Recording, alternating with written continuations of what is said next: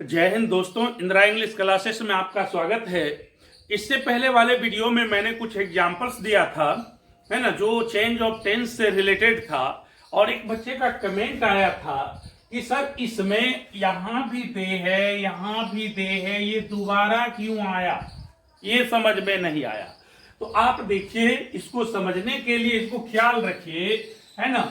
तो यहाँ जो ये इन्वर्टेड कोमा है, इन्वर्टेड कोमा में जो सेंटेंस है इसको हम लोग रिपोर्टेड स्पीच कहते हैं। और इन्वर्टेड कोमा के बाहर जो यहाँ वर्ब है इसको रिपोर्टिंग वर्ब कहते हैं, है ना। और ये दे जो है रिपोर्टिंग वर्ब का सब्जेक्ट है, मी जो है रिपोर्टिंग वर्ब का ऑब्जेक्ट है।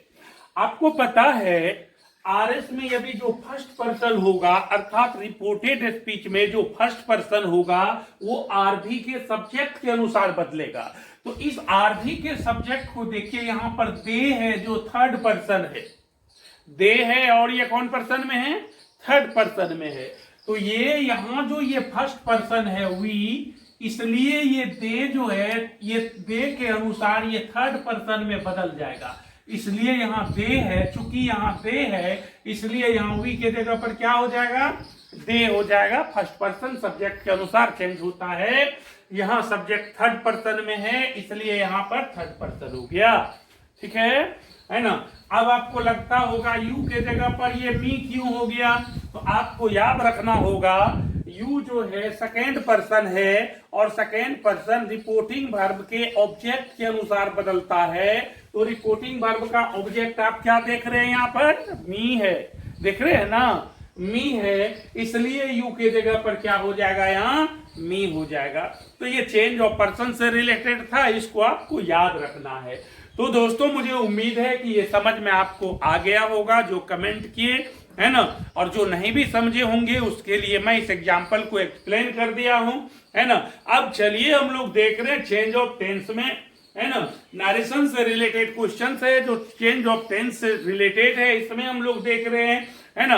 आप यहां तक देख चुके हैं कि कौन टेंस किस में बदलता है ना। कभी एक परिस्थिति ऐसी आती है कि कभी कभी वो नहीं भी बदलता है। कब नहीं बदलता है, तो चलिए हम लोग लिखते हैं, समझते हैं इसको, है ना। चलिए लिखिए, समझिए, यहां से लिखिएगा, है ना, नोट लिखिएगा, है ना। ये ध्यान देने की बातें हैं। कभी कभी जो है आरबी पास्ट टेंस में रहेगा तब भी आरएस का टेंस नहीं बदलेगा। कब नहीं बदलेगा इसको समझिए। लिखिए, देखिए यहां नोट में है, if the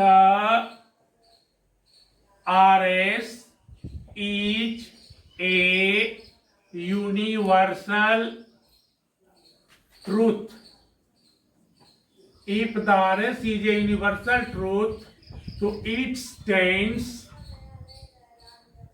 and doesn't change,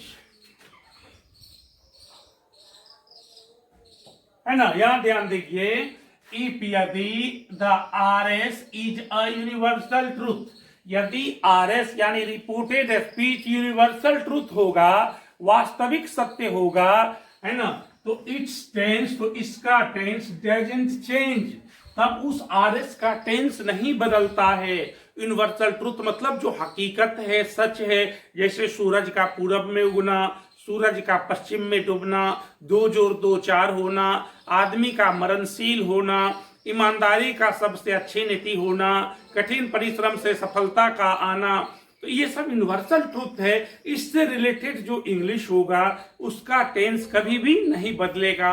और आप जानते हैं ऐसे यूनिवर्सल ट्रूथ जो होता है इसका इंग्लिश हर हमेशा प्रेजेंट इंडेफिनिट टेंस में होता है ना, समझ रहे हैं। तो ये क्या समझे इसका मतलब, यदि आरएस यूनिवर्सल ट्रूथ हो तो उसका टेंस नहीं बदलता है। ये इसका हिंदी हुआ।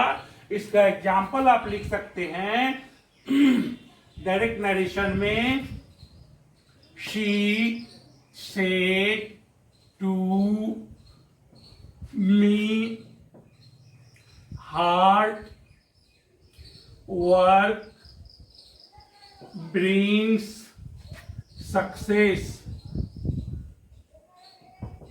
अब यहां पर इस एग्जाम्पल को देके लिखा है, she said to me hard work bring success. यहां पर देखिए ये इन्वर्टेड कोमा में जो सेंटेंस है ये रिपोर्टेड स्पीच है। क्या है? रिपोर्टेड स्पीच है ना। और इन्वर्टेड कोमाज के बाहर जो सेंटेंस है यहां पर ये इसमें जो वर्ब है ये रिपोर्टिंग वर्ब है। अब इस रिपोर्टेड स्पीच में देखिए हार्ड वर्क सब्जेक्ट हो गया, ब्रिंग्स वर्ब हो गया और ये सब ऑब्जेक्ट हो गया। तो ब्रिंग में देखिए एस लगा है, प्रेजेंट इंडेफिनिट में है ना। ये चेंज ऑफ टेंस के अनुसार आर भी पास्ट टेंस में होने पर प्रेजेंट इंडेफिनिट किस में बदल जाता है? पास्ट इंडेफिनिट में। किसमें? पास्ट इंडेफिनिट में। लेकिन यह हार्ड वर्क ब्रिंग सक्सेस, इसका मीनिंग जब आप समझेंगे तो लगेगा कि ये तो सच है, यूनिवर्सल ट्रुथ है, वास्तविकता है, जो कि कठिन परिश्रम से सफलता आती है, सच में आती है। इसलिए ये यूनिवर्सल ट्रुथ है और इसका टेंस कभी नहीं बदलता है। ये पास्ट टेंस में रहे या कि किसी भी टेंस में रहे तो ये जो यूनिवर्सल ट्रुथ होगा इसका टेंस नहीं बदलेगा। अर्थात ये प्रेजेंट इंडेफिनिट पास्ट इंडेफिनिट में चेंज नहीं होगा। ये आपको याद रखना है ना। तो इसका इनडायरेक्ट नरेशन आप देखिए, शी सेड जो आरबी है इसको ऑब्जेक्ट है, इसलिए आप इसको क्या करेंगे? टोल्ड में बदल देंगे। टोल्ड के साथ टू नहीं लगता है, तब यहां मी है तो मी लिखेंगे। ये कोमा के जगह क्या लिखेंगे? दैट लिखेंगे। तब हार्ड वर्क सब्जेक्ट है, ये थर्ड पर्सन है, ये तो बदलेगा नहीं। हार्ड वर्क है ना ब्रिंग्स सक्सेस। एंड अब इसको आप देखिएगा, ये ब्रिंग्स देखिए वर्ब का पांचवा रूप है, यहां भी पांचवा रूप है, यानी डायरेक्ट नरेशन में भी प्रेजेंट इंडेफिनिट, इनडायरेक्ट में भी प्रेजेंट इंडेफिनिट। ये पास्ट इंडेफिनिट में क्यों नहीं बदला? जबकि चेंज ऑफ टेंस का नियम है, आरबी यदि पास्ट टेंस में रहेगा तो प्रेजेंट इंडेफिनिट किस में बदलेगा? पास्ट इंडेफिनिट में। इसलिए नहीं बदला कि ये यूनिवर्सल ट्रुथ है, हकीकत है, ऐसा ही होता है, इसलिए ये नहीं बदलता। फिर एक और एग्जांपल देखिए डायरेक्ट नरेशन में, they said honesty is the best policy, है ना। देखिए क्या लिखा? Honesty is the best policy. They said देखिए यहां आर भी है और ये इन्वर्टेड कोमा के बीच में जो सेंटेंस है ये रिपोर्टेड स्पीच है। और आप पढ़े हैं यदि आर भी पास्ट टेंस में होता है, रिपोर्टिंग वर्ब पास्ट टेंस में होता है तो इधर इज, आर एम, वाज या वेयर में बदल जाता है। पढ़े हैं इससे पहले, इज आर एम किसमें? वाज या वेयर में। तो क्या इस इज को वाज या वेयर में बदलेंगे या नहीं बदलेंगे? अब यहां देखिए लिखा है honesty is the best policy. ये सच में होता है, ईमानदारी सबसे अच्छी नीति सच में है, तो ये यूनिवर्सल ट्रूथ है। वैसी स्थिति में इस वर्ब में कोई चेंज नहीं लाएंगे, जैसे डायरेक्ट में है वैसे ही इनडायरेक्ट में हो जाएगा। तो आपको क्या करना है ना, इनडायरेक्ट नरेशन में जब इसको चेंज करेंगे, दे सेड को ऑब्जेक्ट नहीं है तो सेड ही लिखिए, कोमा के जगह दैट लिखिए, है ना। ऑनेस्टी थर्ड पर्सन है, इसको वैसे लिखिए, नहीं चेंज होगा। इज भी नहीं चेंज होगा क्योंकि यहां यूनिवर्सल ट्रुथ है, is the best policy. Honesty is the best policy. फिर एक और एग्जाम्पल समझिए, डायरेक्ट नरेशन में देखिए लिखा है ना, श्याम said to her, है ना, 2 and 3 make 5, है ना। देखिए क्या लिखा है ना, श्याम सेड टू हर। यहां सेड देखिए आर भी है और यहां देखिए यहां से यहां तक आर एस रिपोर्टेड स्पीच है जिसमें 2 and 3 सब्जेक्ट है, मेक वर्ब है, 5 ऑब्जेक्ट है ना। अब यहां देखिए सेड है जो से का सेकेंड फॉर्म है, ये पास्ट टेंस में हो गया और इसको देखिए, ये वर्ब को जब देखेंगे तो मेक है, MEKE, जो वर्ब का पहला रूप है, यह प्रेजेंट इंडेफिनिट टेंस में होता है। तो आरबी के पास टेंस में होने के कारण यह प्रेजेंट इंडेफिनिट किसमें, पास्ट इंडेफिनिट में बदलना चाहिए, लेकिन नहीं बदलेगा, क्योंकि 2 और 3 में 5 ये होता ही है, 2 और 3 5 होता है, ये सच है, इसलिए इसका टेंस नहीं बदलेगा।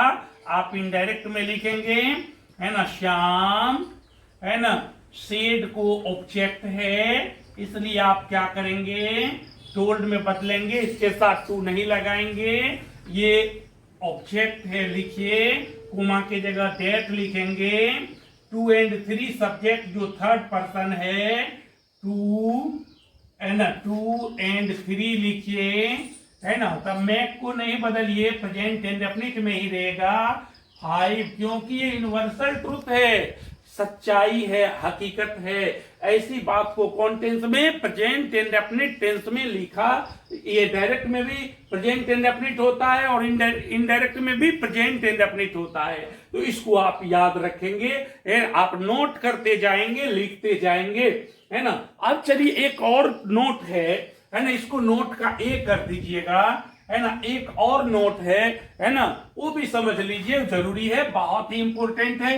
अब बी नंबर में हम लोग लिखेंगे एक तो, है ना, बहुत ही इंपॉर्टेंट है ना, ये आपके एग्जाम के लिए, आपके नॉलेज के लिए, आप एकदम पूरा नोट बनाते जाएंगे और पूरा वीडियो देखेंगे, है ना। नोट के बी नंबर में एक तो लिखिए, है ना, if a noun is used as vocative, used in, है ना, vocative case in the RS, it becomes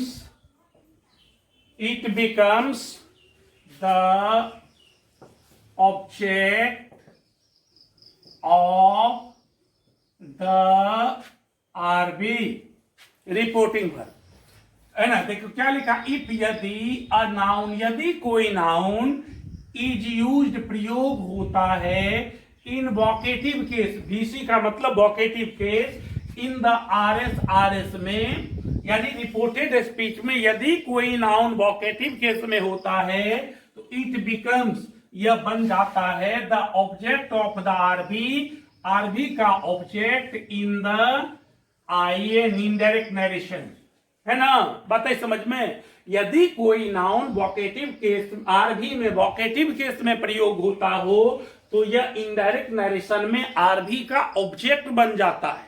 याद रखिए, यदि कोई नाउन किस, है ना, RS में वोकेटिव केस में प्रयोग होता हो, तो यह इनडायरेक्ट नरेशन में आरबी का ऑब्जेक्ट बन जाता है। इसको एक एग्जाम्पल से समझते हैं। देखिए डायरेक्ट नरेशन में देखिए लिखा है ना, शी सेड, है ना, राम यू आर चीटिंग, है ना, मी, क्या लिखा, she said Ram you are cheating me. तो यहां देखिए सेड यहां आर भी है, और यह कोमा, इन्वर्टेड कोमा शुरू होता है, और यहां तक RS रिपोर्टेड स्पीच है, एकदम नोट करते जाइए, रिपोर्टेड स्पीच है।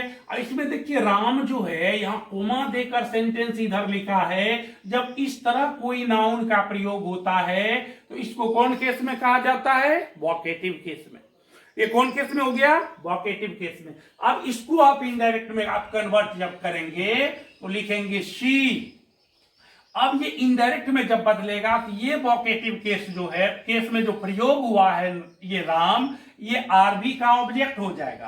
तो ये जब आरबी का ऑब्जेक्ट होगा, तो जब ऑब्जेक्ट होने पर तो आरबी चेंज हो जाता है, तो इसको आप टोल्ड में बदल देंगे, टोल्ड राम। अब समझिए, टोल्ड राम हो गया। तो आपको लगता होगा कोमा इनवर्टेड कोमा यहां है तो डेट वहां देंगे, लेकिन नहीं, जैसे ही आरबी का ऑब्जेक्ट बनेगा, तो इसके बाद कोमा होगा, इस कोमा के जगह पर डेट। ये देखिए हो गया डेट। अब इधर वाले जो सेंटेंस है, इसमें change of person, change of tense आप करिए। तो यू सेकेंड पर्सन है, सेकेंड पर्सन किसके अनुसार बदलता है, यहां पर ये आर भी है, ये इसका ऑब्जेक्ट है, ये इसका सब्जेक्ट है, तो सेकेंड पर्सन ऑब्जेक्ट के अनुसार बदलेगा। तो ऑब्जेक्ट यहां राम हो गया, राम के लिए राम थर्ड पर्सन है तो यू भी थर्ड पर्सन सिंगुलर नंबर में बदल जाएगा, तो राम के लिए यहां ही हो जाएगा। क्या हो जाएगा, यू के जगह पर ही हो जाएगा, क्योंकि सेकेंड पर्सन है ना, इस ऑब्जेक्ट राम के अनुसार बदलेगा, तो राम के लिए क्या प्रोनाउन हो जाएगा, ही हो जाएगा, है ना। तब उसके बाद देखिए, है ना, आपको पता है ना, आरबी पास्ट टेंस में रहेगा तो is are am was were में बदल जाता है, तो इसको ही के अनुसार इसको वाज में बदलिए, है ना। तब चीटिंग है तो चीटिंग दीजिए।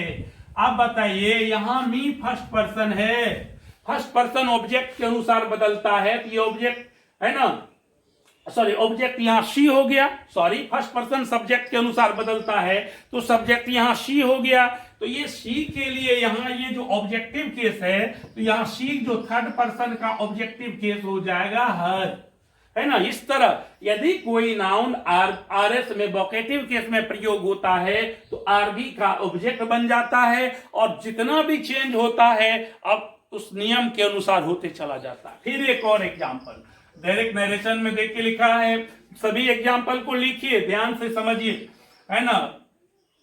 यू सेड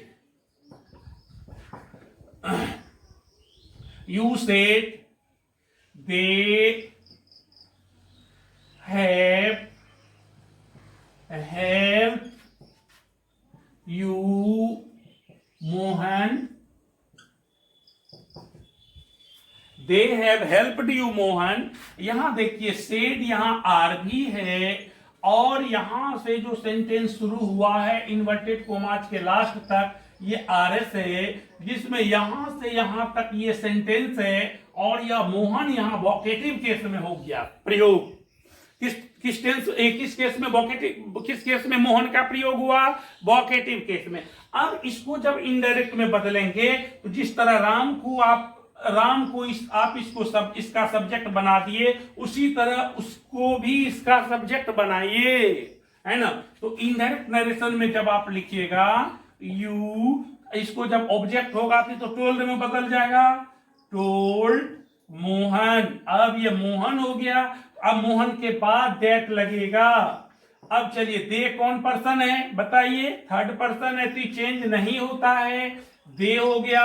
और आरबी जब पास्ट टेंस में रहता है तो हैज या हैव किस में बदल जाता है, हेड में बदल जाता है, तो यहां हेड लिखिएगा, है ना। तब हेल्प लिखिए, है ना। अब बताइए यू कौन पर्सन है, यू सेकेंड पर्सन है ना। ऑब्जेक्टिव केस में सेकेंड पर्सन ऑब्जेक्ट के अनुसार बदलेगा, इस मोहन के लिए यहां पर ऑब्जेक्टिव केस में हिम हो जाएगा, है ना। तो इस तरह आपको ये दोनों पॉइंट्स आपके एग्जाम के लिए बहुत ही अहम, बहुत ही इंपॉर्टेंट है। आप इसको नोट कर लें और इसको सीख लें, समझ लें, अपने दोस्तों को भी शेयर कर दें, है ना। ये आपके और आपके एग्जाम के लिए बहुत ही इंपॉर्टेंट, बहुत ही अहम है ना। चलिए, thank you for watching the video. जय हिंद।